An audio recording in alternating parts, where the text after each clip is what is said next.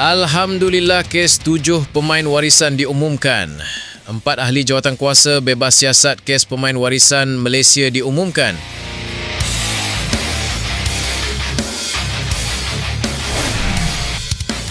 Tetapi sebelum kita mendalami, saya mengingatkan anda untuk mengklik tombol langgan dan hidupkan pemberitahuan supaya anda tidak terlepas berita terkini bola sepak terhangat di saluran dini. Jom, mari kita bahas.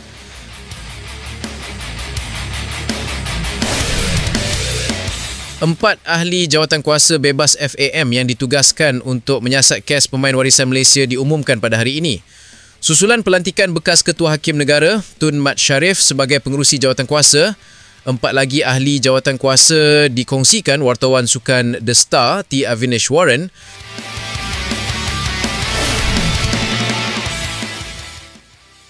Empat ahli tersebut ialah bekas Hakim Mahkamah Rayuan Datuk Seri Kamaluddin Mat Said, bekas Ketua Pengarah Mampu Datuk Seri Dr. Yusuf Ismail dan Peguam Kanan Datuk Tavalinggam C. Tavarajah.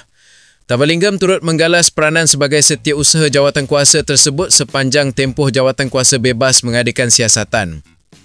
Pembentukan jawatankuasa bebas ini diumumkan Timbagan Presiden FAM Datuk S. Sivasundaram dalam satu sidang media pada Oktober lalu.